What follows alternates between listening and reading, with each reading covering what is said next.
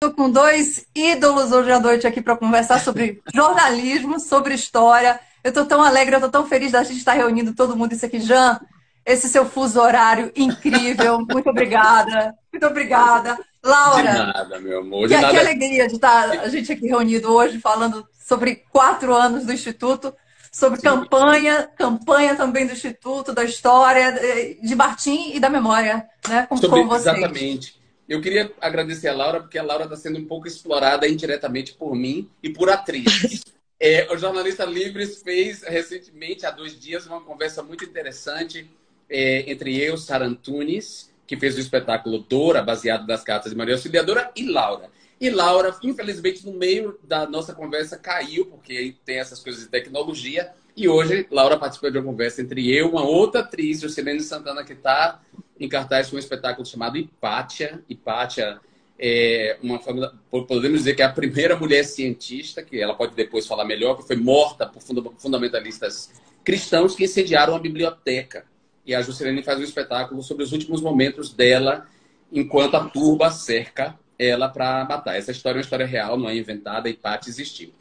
E Juscelene Santana, que para mim é Jusce, é também diretora do Instituto Martim Gonçalves, que é um instituto que guarda o acervo de Eros Martim Gonçalves, que foi o cara que criou o primeiro curso de teatro de nível superior no Brasil.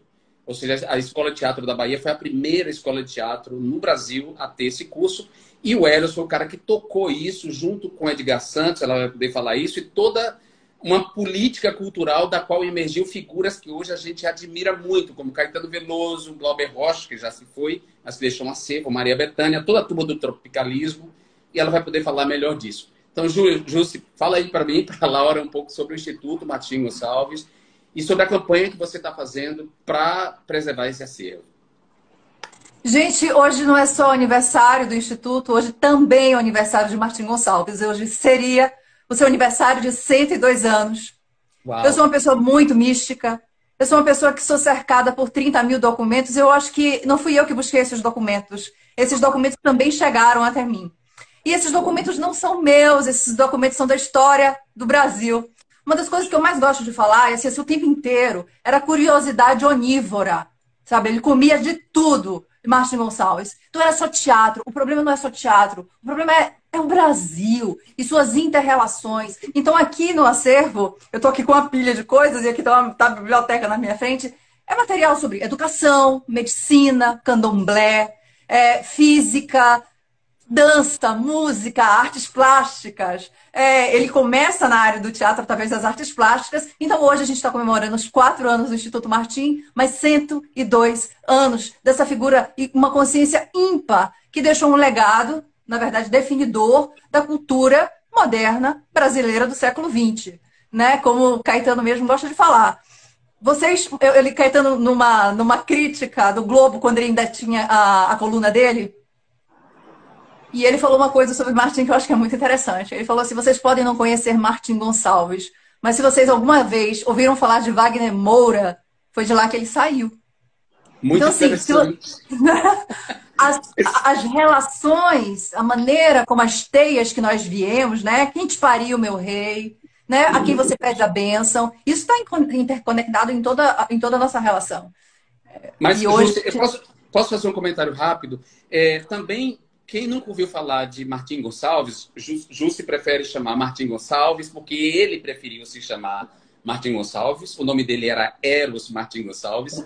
Esse nome Eros é muito potente, mas ele optou por se chamar de Martim Gonçalves, daí o Instituto se chamar Martim Gonçalves. Mas também, quem nunca ouviu falar de Martim Gonçalves pode procurar na biografia de Lina Bobardi, porque não haveria Lina Bobardi sem Martim Gonçalves. Eu queria que você falasse um pouco disso, porque os biógrafos da Lina e quase todo o acervo em torno da Lina tende a apagar Eros Martim Gonçalves da história dela. E eles eram tão amigos, e não haveria a obra da Lina e a guinada que a obra da Lina deu sem o Eros Martim Gonçalves.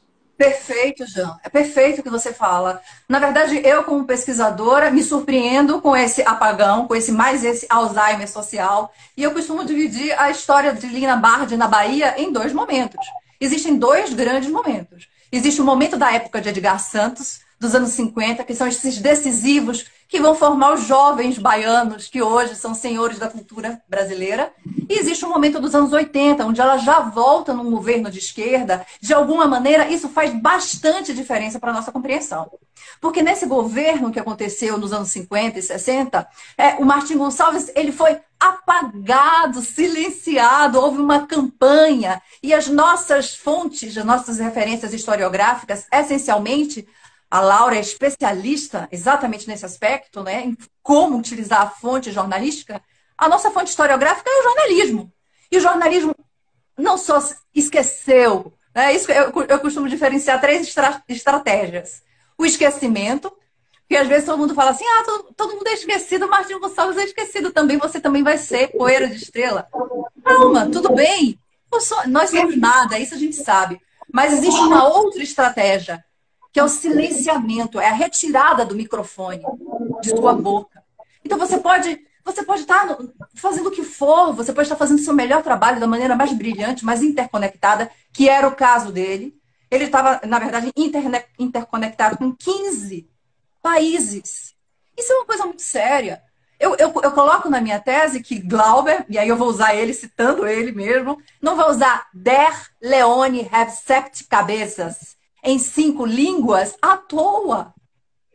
Aquilo era a escola de teatro da UFBA. Eu gostaria de fazer a citação dele. Ele defendendo Der Leone have 7 cabeças no New Yorker. E ele pega e fala assim, esse filme que vocês não estão entendendo, antes de qualquer coisa, é Brecht e a escola de teatro da UFBA de Martins. Aí ele coloca Martins, eu queria falar uma coisa sobre esse Martins. Martins Gonçalves. Gente, isso é muito sério. Porque esse apagamento, é claro que o Martim ele vai ficar por diversos motivos obliterado de suas forças, entre eles a orientação sexual dele. Sim. Mas antes de você entrar nesse ponto, eu queria perguntar uma coisa para a Laura. Mas eu também quero fazer uma perguntinha. Não, mas antes de você fazer a pergunta para a Justa, eu quero fazer uma pergunta a você, Laura. A Justa tocou num ponto muito importante aí, que são as fontes jornalísticas, né? A historiografia muitas vezes se debruça no registro dos jornalistas. E a gente sabe que no Brasil essa concentração de meios de comunicação na mão de tão pouca gente acaba ditando a memória que fica, né? Quer dizer, se os historiadores não forem mais espertos, não buscarem outros acervos, outras informações, como esse acervo que o Instituto tem agora de 30 mil documentos, a tendência é reescrever mal a história. E aí eu te pergunto, Laura, como jornalista, como você crê que isso pode melhorar? Como é que uma cobertura pode deixar registros mais plurais e diversos para que pessoas como Jusilene, pesquisadora, eu e outros tantos, possamos construir um passado, né, construir o passado da maneira mais completa possível. Olha, Jean, eu acho que você está colocando uma questão que é exatamente a questão que eu estou me colocando seriamente nesse momento que nós estamos vivendo. Porque eu acho mesmo que talvez a gente esteja pela primeira vez numa primavera comunicacional. Claro que tem guerra, claro que tem o Steve Bannon, claro que tem, sabe, esses capachos do Facebook e tal, não sei o quê. É claro que tem. Mas, tem um saber que está emergindo pelas redes, pelos sites, pelos cursos que aparecem na periferia, pela troca de livros, por tudo isso. Tem uma sede de saber para poder narrar, que eu acho que é a primeira vez que a gente tem essa amplitude, entendeu? Ou seja, eu acho que as fontes, pela primeira vez, estão se diversificando mesmo, porque eu concordo totalmente com a tua tese. Quem contasse qualquer história a partir dos jornais e revistas daqueles anos, obviamente ia ter uma visão completamente falsa. Falsa. Agora, hoje não. Hoje tem uns caras que mentem pra caralho, tem. Mas tem um Jean Willis, entendeu? Sabe? Tem a possibilidade do Jean Willis estar falando, tem a possibilidade tua de estar falando da importância da memória. Tem.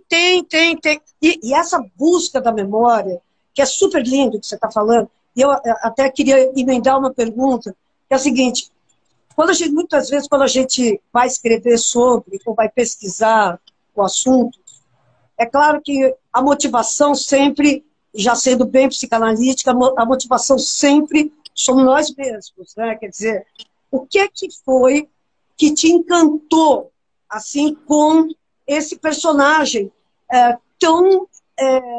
é isso, tão incrível e, ao mesmo tempo, tão desaparecido. Ele é um desaparecido, né? Ele é um desaparecido. Ele é um desaparecido. Ele é um desaparecido, ele é um corpo que foi jogado no rio, entendeu? Foi jogado, foi queimado numa... enfim, eu acho que é isso, quer dizer, o que é que te levou a, de repente, virar a Nossa Senhora do Martim Gonçalves, entendeu? A santa protetora, a mulher que vai resgatar a memória desse homem tão injustiçado. É isso. Olha, Laura e Jean, foi o jornalismo. No jornalismo, eu vi como o jornalismo funciona. No jornalismo... Sem querer interromper, Jussi, já interrompendo, só para deixar claro para Laura, Jussi e eu nos conhecemos de priscas eras. Nós somos colegas de faculdade, colegas de Wagner Moura, somos dessa mesma turma, dessa mesma geração, da Manuela Dias, Amaranta César, Sandra Delgado. E depois eu e Jussi trabalhamos no mesmo jornal. A gente trabalhou... A nossa carreira jornalística foi quase toda no mesmo jornal. Pronto, Jussi, só para esclarecer isso para as pessoas. Bom esse jornal, hein, meu? Porra! Dois... Caiu nesse jornal. Ai, que vontade de contar só as fofocas! Ai, que vontade! Mas foi no jornalismo. Foi assim, descobrindo como é que eram as estratégias dos jornais. E os jornais, eles criavam listas frias, né? Listas de nomes intocáveis. E foi fazendo uma matéria sobre o Odorico Tavares. Esse foi o ponto final da história. Na verdade, foram duas matérias. Foi uma matéria onde eu fui selecionada para escrever 500 anos de história do teatro na Bahia. Sabe assim, essa coisa? Pegar uma matéria. Muito lindo, né? A gente é muito doido para topar isso. E aí uma pessoa... Olha a ambição que tem nisso. Pensa, noção nenhuma. 500 anos. Aí uma pessoa ligou para o jornal reclamando de mim. E eu, muito zelosa, porque, né, as minhas fontes, etc., a minha chefe, Linda Bezerra, me chamou de, olha, falaram muito mal da sua matéria. Eu falei, quero saber quem foi. Me dá esse telefone aqui agora que eu quero saber quem foi. Aí eu descortinei a minha primeira fonte esquecida. Porque existe uma estratégia ao longo da historiografia que é você eleger as fontes essenciais de um determinado assunto. Então as pessoas que elas... isso é muito comum. A gente para de falar de alguém e esse alguém para de ser falado. Então, eu quis saber quem foi essa pessoa. Essa pessoa se chama Roberto Assis, um ator que começou em 1956, quando a escola foi criada. Ele tem histórias, eu já gravei ele em histórias fantásticas, e ficou até o fim, até a queda, até a maneira como Martim Gonçalves foi retirado da escola, e ele viu os muros da escola pichados. Ele viu a campanha Fora Viado, ele viu autoritário, pichado, no muro branco. Então, essa pessoa ela acompanhou todo o arco dramático e eu precisei sair daquele círculo. No segundo momento, eu fiz uma matéria sobre Odorico Tavares, que era o chefe intelectual de ACM, de Antônio Carlos Magalhães, e Martim Gonçalves, numa carta, chamava ACM de o capanga de Odorico. Bom, essas relações, elas não são pequenas, porque se a gente lembrar de Dias Gomes, a gente vai ter que lembrar que ele queria uma personagem que é dona de uma cidade, e é Odorico Paraguaçu. Eu acho assim muita coincidência, um baiano escreveu uma peça em 1961, o ano que Martim Gonçalves cai, né? E é isso. Eu costumo dividir a história em pedaços. Você tem que ver quais são as forças que estão atuando. E Laura foi por dentro. A gente tem um momento onde a gente diz assim: você se joga ou você faz outra coisa. Você se joga ou você já sabe bem exatamente o que é isso. Vocês sabem, Laura. Tua história nos Jornalistas Livres, que é linda. Tem uma hora que, dentro das empresas, é muito bom trabalhar. Mas as empresas, elas precisam de uma contraforça também. A sociedade civil inteira, ela precisa de válvulas de segurança. Porque nós, jornalistas, também, quando estamos dentro das empresas, e nós, professores, também, quando estamos dentro das escolas, nós estamos desprotegidos. A gente sabe disso. Então, assim, a gente precisa criar as válvulas de segurança para que essas pressões elas não sejam persecutórias a tal nível de se eu apagar você, eu realmente vou resolver os outros problemas. Eu ouvi muita gente, por exemplo, depois que se arrependeu da campanha, me pediu desculpa, chorou, coisas do gênero. Mas, assim, é como eu estou falando, houve uma grande campanha, uma fake news, e ela está há 60 anos no imaginário da sociedade brasileira. Um movimento, ele demora meio século. Sim. Isso é muito sério. Justo. É muito... Na conferência que eu fiz, na primeira das conferências que eu fiz na Universidade de Harvard, eu analisei as fake news sobre Marielle Franco, né? Eu peguei o conjunto de mentiras publicadas e uma das questões que eu falei, que eu disse na conferência, que a nossa tarefa era uma tarefa quase de arqueólogo. A gente precisa escavar por trás de tudo isso para encontrar o núcleo duro a partir do qual se construiu a narrativa mentirosa, né? E você está fazendo esse trabalho em relação a Eros Martins Gonçalves, porque no caso dele, do caso do Martins Gonçalves, ele era um homem brilhante, genial, um cara com uma rede de articulação incrível, uma mente que acolheu vários talentos, mas ele era gay e isso incomodava. Ele era um gay que dizia bicha não, dona bicha, senhora bicha, nesse sentido muito parecido comigo. E teve um momento que ele mexeu nas questões de dinheiro, da estrutura econômica ali. E aí, eu queria que um pouco você tratasse disso, antes por falar em dinheiro, dizer mesmo agora abertamente como é essa campanha, porque eu estou preocupado com esses 30 mil documentos do Instituto Martins Gonçalves que precisa da ajuda da gente. Gente, a gente está começando uma campanha no início de outubro para arrecadação. A gente está no meio das estratégias e eu vou explicar duas coisas para vocês. A primeira é que acreditem, durante 4 anos eu fui apenas uma MEI. Eu fui uma pessoa que me joguei porque eu não podia... Esse documento todo, ele precisava ir parar em algum lugar. E eles não estão indo parar mais em nenhum lugar. Eu queria falar 3 coisas simultaneamente que tem a ver com isso. A nossa Funarte não está recebendo mais nada. E a gente fica muito impressionado com os incêndios. Claro que eles são dramáticos, trágicos. O incêndio do Museu Nacional, o incêndio da Cinemateca agora. Mas existe uma outra coisa que eu chamo de incêndio frio. O nosso século XX, quem fez o século XX, está partindo. E esse material não está indo para lugar nenhum. Então, eu assumi uma responsabilidade, assim, incrível. Porque ao pegar essa documentação, eu peguei da família, e isso também é uma coisa que a gente estuda muito, a família, o clã.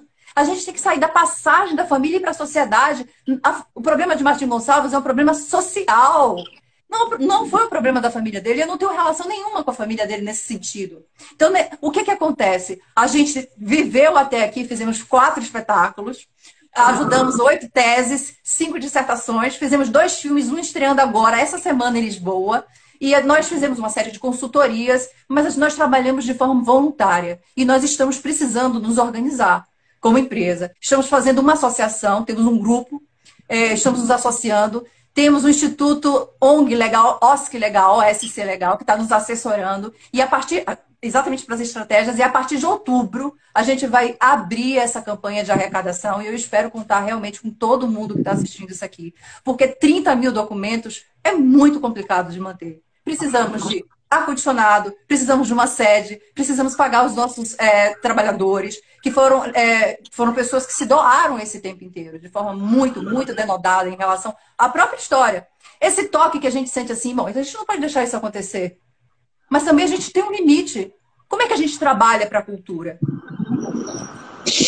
Então, nesse sentido, a gente está abrindo essa campanha a partir de outubro e eu gostaria muito de contar com toda a participação de vocês. De que você vai Não, hoje se você vai contar, porque a gente vai voltar a esse tema, eu vou fazer o possível. Aliás, você sabe que eu sou um dos conselheiros do Instituto e o quanto eu tô com você nesse trabalho, né?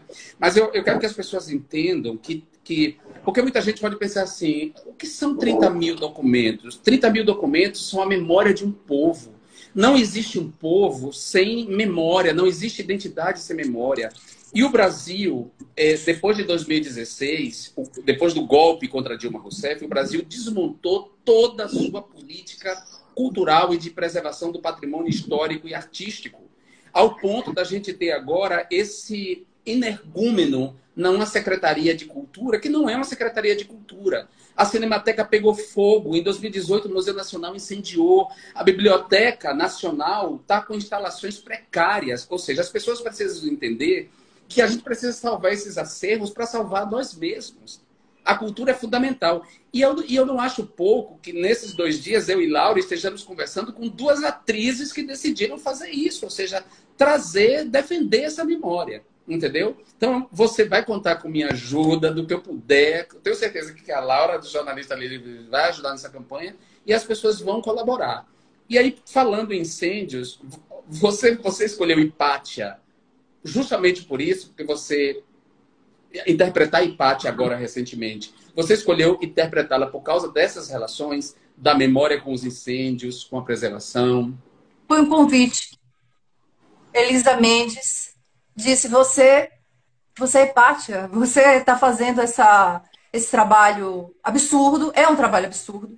Eu queria, só antes de entrar em Hipátia, realmente muito rapidamente, dizer uma coisa para as pessoas que não têm noção, que são 30 mil documentos. Eu falei ontem para o grupo de Santa Catarina, os alunos incríveis, também do conselheiro Sérgio Nunes Melo, e assim, o que são 30 mil documentos? Eu disse assim, vocês têm celular? Me dá seu celular. Agora, deixa eu apagar aqui todas as suas fotos e todas as suas conversas de WhatsApp. Como é que vocês se sentem? Isso é num celular. Isso é um celular atualizado anteontem. Você se sente ofendido pessoalmente porque aquele print que você deu vai desnortear a sua memória. Então, o que a gente está falando sobre memória de 100, 200 anos? É desnortear o andamento de um país. Quando a gente perdeu o Museu Nacional, são 500 anos. Isso é um tapa na cara que é para ficar para sempre. Isso não tem recuperação. A gente volta ao eterno recalque de sermos nós mesmos. A gente não... Então, nesse sentido, é muito... Posso só falar uma coisa? A Laura queria fazer um comentário, mas a internet dela está interrompendo um pouco. Laurinha, sua internet está interrompendo um pouco, mas a gente espera. Olha, vamos ver. Melhorou? Melhorou. Pelo menos a voz a gente está ouvindo. Pode falar. A voz. Tá. Eu queria dizer da importância, porque são 30 mil documentos, a gente entendeu que é isso, é um país que morre. E, gente, não dá mais para a gente ser leviano com o trabalho dos outros. É preciso organizar o trabalho. O trabalho que é só voluntário é um trabalho que fica à mercê das intempéries da vida, entendeu? Porque você precisa comer, Então, é preciso dinheiro para cultivar a memória, é preciso de dinheiro para fazer o jornalismo que a gente quer fazer, é preciso dinheiro para fazer um espetáculo, é preciso dinheiro. Infelizmente, esse é o nosso momento na vida da humanidade. E nesse momento, então, todo mundo que entende que nós estamos perdendo muita coisa, tem que ajudar a esses centros da memória a sobreviver, porque é disso que se trata, é a sobrevivência da própria memória, né? Então, Laura, super obrigada, é exatamente isso. Jean, eu quero me explicar de uma maneira. Agora, você que está ouvindo, assistindo a gente, vocês podem doar para o Instituto. A gente tem um Pix no nosso site, no nosso Instagram, em todas as nossas redes. A gente tem Facebook, Instagram, YouTube. Vocês podem fazer uma doação e nós precisamos agora. Quando eu falo dessa grande campanha, é porque agora a gente realmente precisa de uma sede. A gente precisa guardar essa documentação e a gente não vai fazer uma coisa que seja de pouco vulto. A gente vai ter que envolver tudo isso que eu acredito. Essas pessoas que foram tocadas pela própria documentação e que nós chegamos até ela. E a gente precisa de dinheiro para fazer campanha. Então é por isso que a gente também está aqui pedindo dinheiro para fazer a campanha. Nós não temos costas quentes, nós não temos fazendas, todo o grupo do Instituto Martim Gonçalves, nós não somos pessoas que tivemos recursos, entendeu? Então a gente precisa dessa doação inicial para que a gente possa, inclusive, eu sei que parece absurdo, mas não é assim, né? Não é improviso, a falta de dinheiro faz exatamente o que a Laura aí falou. A gente precisa de dinheiro para organizar a vinda do dinheiro. A gente não faz nada sem dinheiro e não existe edital para você organizar um instituto. Você pode ganhar um livro. Na verdade, não existe edital para quase nada hoje. Nada. Essa é a verdade, né? Imagina para você organizar um instituto e um acervo como esse, por exemplo, que é tem registros importantíssimos, como eu disse, de figuras que são hoje que são referências para nós e que você falou, você disse uma frase, Jus, que me tocou muito profundamente. As pessoas que fizeram o século XX e que são nossas referências estão indo embora, né? Estão partindo desse mundo agora.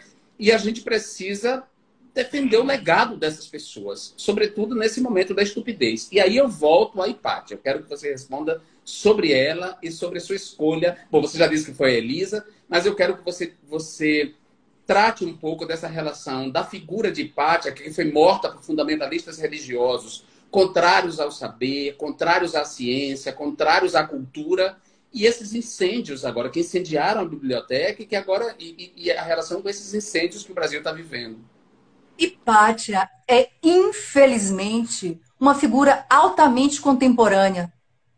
Eu costumo dizer que para o mal, determinados temas se tornam clássicos. Eu gostaria que alguns temas não fossem mais clássicos. Eles realmente desaparecessem, né? Sem autoritarismo, eles sumissem, eles fluíssem da existência. Hipátia é uma figura extremamente atual. Hipátia é uma mulher que está cuidando de uma documentação. Hipátia tem problemas porque o mundo em torno dele é o patriarcado completo. O pai a forma, ela vem de uma cultura helenística e por isso ela é considerada pagã. Ou seja, as mulheres ainda poderiam estudar e elas poderiam não se submeter aos deuses cristãos. E há várias cenas, alguns filmes sobre elas, mas a hora que se pergunta para ela, você não acredita em nada? Ela fala assim, eu acredito em tudo o que a gente pode pesquisar. Quer dizer, ela dá um ato de devoção à pesquisa, à ciência. E a capacidade que você também tem de continuar crendo nas suas coisas. Mas a capacidade da ciência, ela não está rivalizando. Ela é uma cena linda. Não está rivalizando. São espectros. A arte, a ciência, a religião. Elas se complementam. E elas dão conta de um enigma que é o existencial. O que é que, afinal de contas, a gente está fazendo aqui? Porque nós todos vamos partir. Nós todos vamos partir. E por que a gente vai partir? A gente vai deixar um legado de desgraças para os que vierem depois de nós? Ou não deixar Ou não deixar a pergunta, a gente vai deixar um legado de desgraças para quem vier depois de nós, ou a gente vai ser impedido de deixar um legado importante para que desgraças não se repitam, né? Porque são duas maneiras de ver as coisas. A gente tem que evitar deixar um legado de desgraças, como, por exemplo, a questão climática agora, e a gente precisa deixar um legado que ensine as gerações futuras a não repetir determinadas desgraças. E eu acho que o acervo do Eros Martins Gonçalves e todo o trabalho que você faz tenta impedir uma desgraça que, de certa forma, se repetiu comigo. Porque, de alguma maneira, o que aconteceu comigo repete um pouco o que aconteceu com Eros. A campanha de difamação, a mentira, a homofobia, a intolerância com o fato da gente ser um gay que sai do nosso lugar, do lugar esperado pela sociedade. Jean, às vezes as coisas batem tanto que você tem, sabe assim, tudo que você falou eu concordo tanto, tanto. E quero dizer mais uma coisa, assim, o homossexualismo de Martim, o fato dele ser... A homossexualidade, perdão, de Martim naquele período era tão ofensivo porque ele fez o que nenhum... Isso é o que me dizem, e isso deveria ser uma tese já, específica sobre isso. O que nenhum gay de Salvador faria naquele período, não casar. Ele assumiu para toda a sociedade.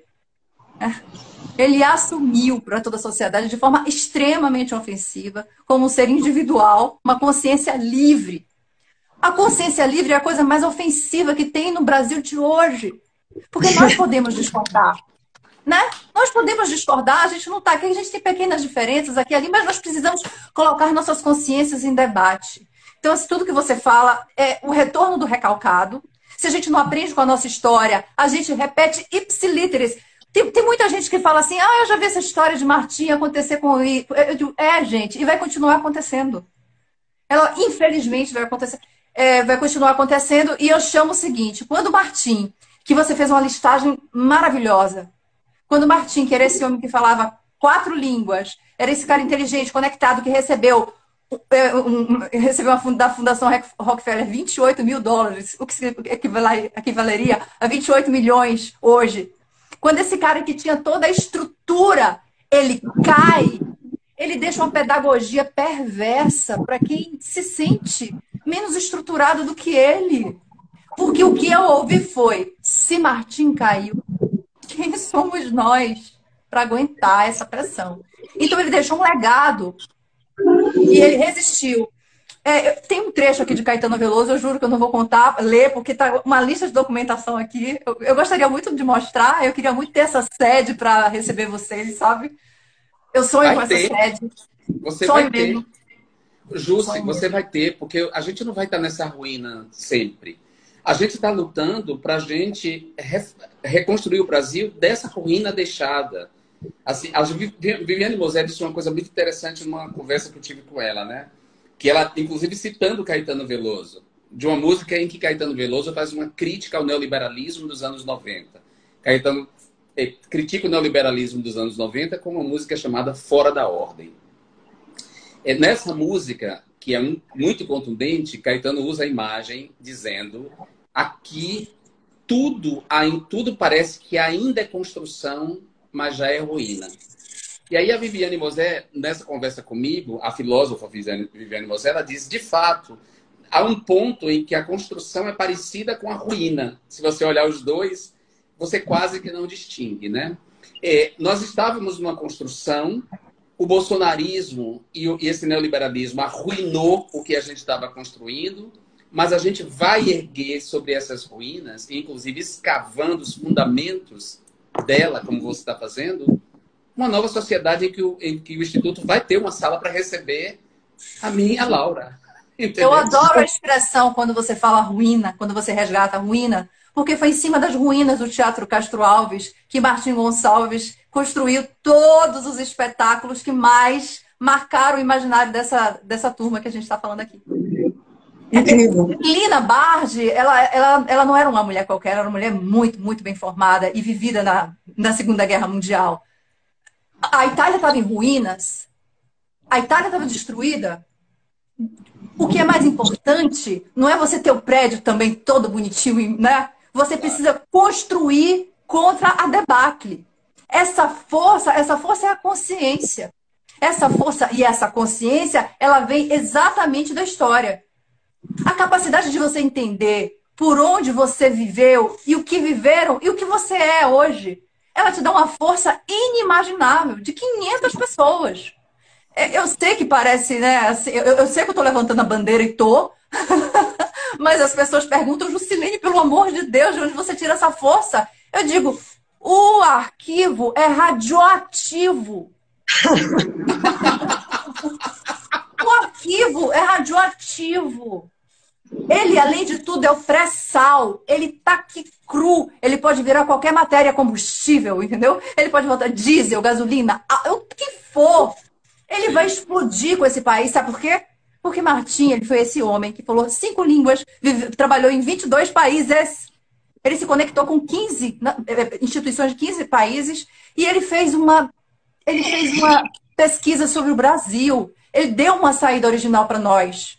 Isso é muito sério. E o que foi realizado na Bahia dos anos 50 foi, eu costumo dizer, 1% do que aconteceu. Sim. 1%. Então adormece aqui saídas para nós, de como a gente pode articular a coisa que a gente tem de mais interessante enquanto eu acho nação.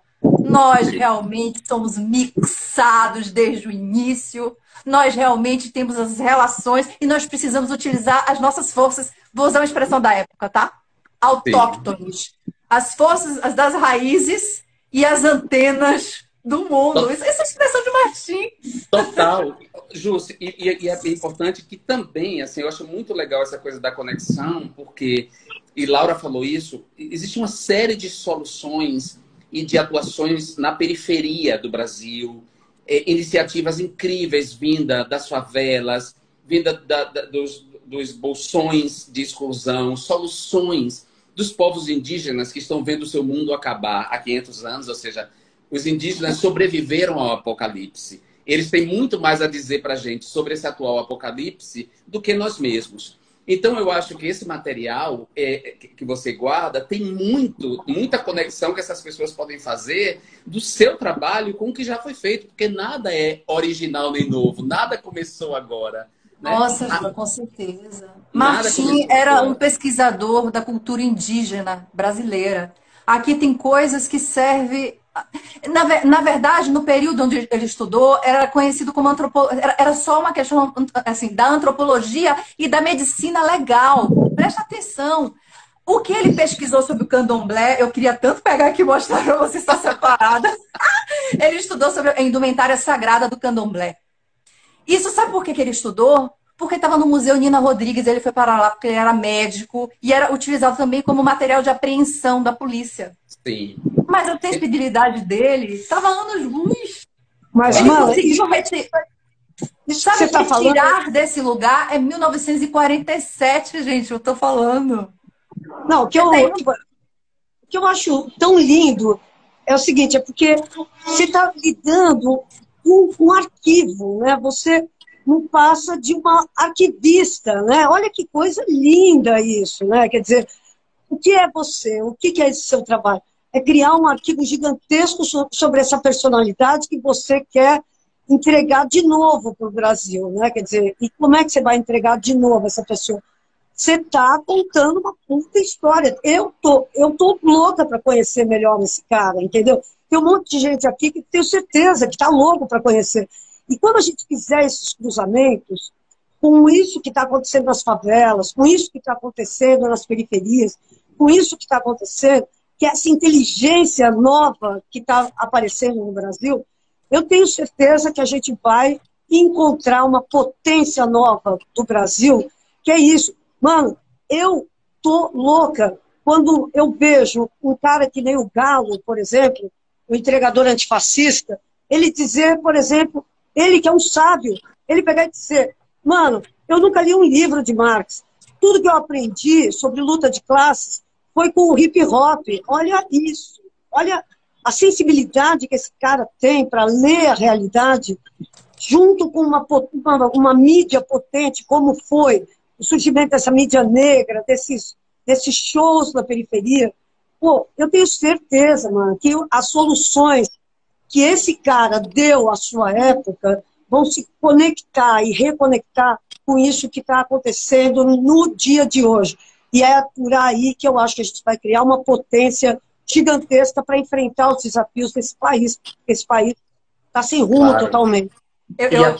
E até Eu mesmo. durmo e acordo pensando, ficou uma coisa, mas perdão, fale, já fale. Eu queria dizer que, e principalmente porque assim como é muito bom o entregador antifascista, ele dizer, eu aprendi de Marx com o hip hop, mas é importante ele saber, alguém ter dito para ele que toda a crítica ao capitalismo e ao colonialismo feita pelo hip hop nas suas múltiplas expressões tem um antecessor, né, que faz parte, inclusive, dos colonizadores, porque Marx é europeu, né, ou seja, e de que a colonização ela foi brutal, mas ela nos legou coisas que também das quais a gente não pode abrir mão, como essa língua que a gente fala. E também há um repertório vindo desse lugar da colonização que também é muito instrutor para a gente, né? Que a gente não pode fazer tábula rasa, como a própria história de Hipátia, ou as peças de Shakespeare, né? Por exemplo, eu tive contato com a história da Guerra Civil Espanhola com o teatro, com Brecht e com Lorca, entendeu? Eu vi a Casa de Bernarda Alba, de Lorca, e aí eu tive uma ideia do que era a Guerra Civil. E isso é um repertório teatral que também não pode se perder diante de uma ideia equivocada de que o novo nasce agora, né?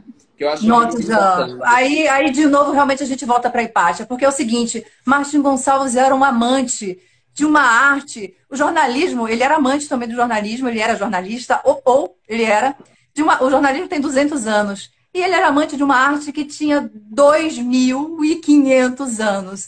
Então ele tem um legado de textos que seguem 2.500 anos. Às vezes as pessoas me perguntam assim, você acha que o teatro é uma arma contra a estrutura social vigente? Eu falo assim, uma arma? Não. Eu acho que ele é um arsenal completo.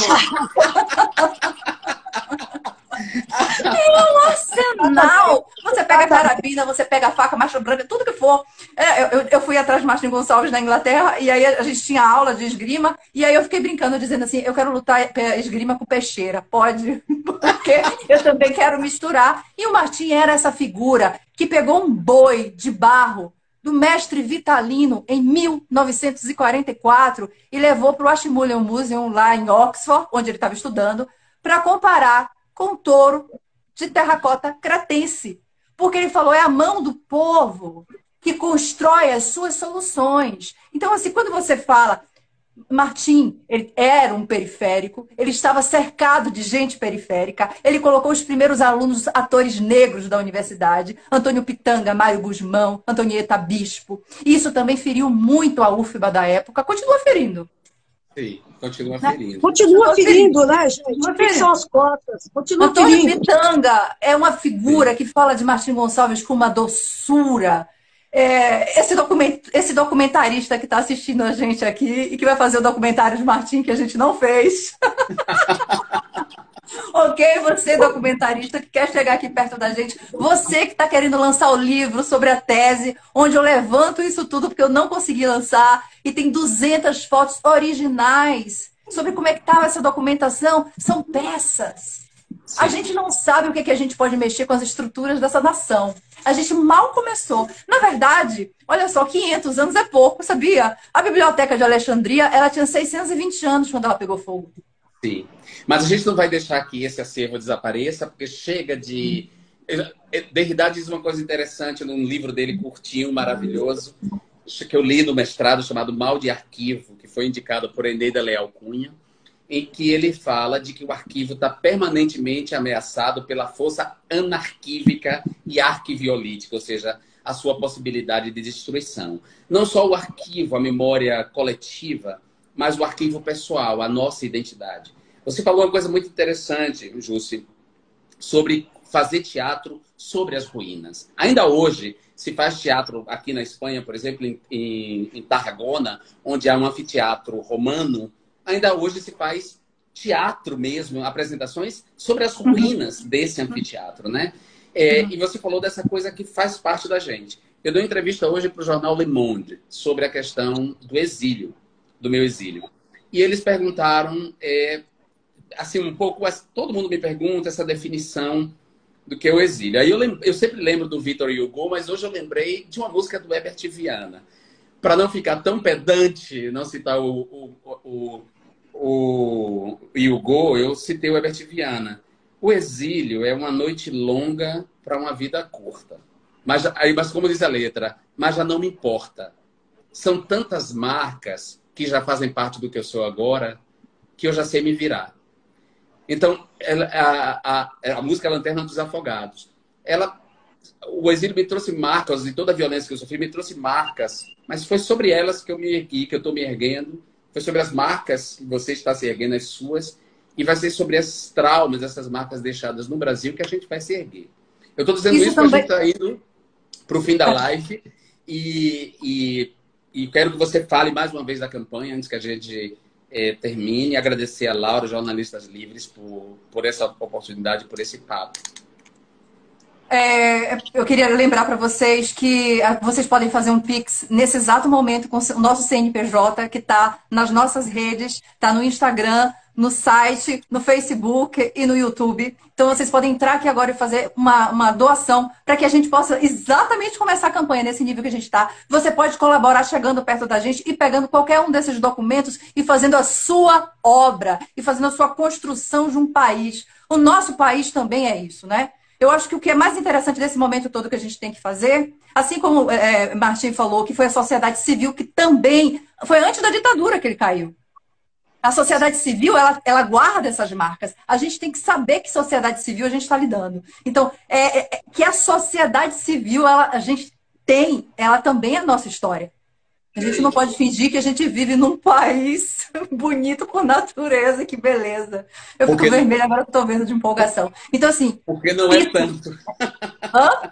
Porque ele é lindo por natureza, mas ele guarda uma parte de pessoas que são de uma parte que é medonha, que é terrível e com a qual a gente tem que lidar também. Exatamente. A gente vai ter que lidar com todo o nosso passado, ou como eu falo, assim, com os esqueletos no armário. Então, você que está aí assistindo, se interessou realmente por Martim, você pode participar de todas essas formas, com o nosso Pix, a gente recebe direto, e a gente, a partir de outubro, a gente vai fazer uma campanha. Laura, Jean, muito obrigado por ter dado essa oportunidade assim, de falar sobre um assunto que é realmente encantador, não só para mim. Eu sei que todo mundo que chegou perto desse instituto, e não foram poucas pessoas, não fui eu, teve uma hora que você falou uma coisa linda sobre mim, eu fico muito feliz, mas assim, a gente reuniu mais de 135 pessoas. Como é que a gente reúne 135 pessoas? É porque elas chegaram minimamente perto e elas viram as cores da vida. Então elas viram um sublime que não está em mim, está no trabalho de um brasileiro.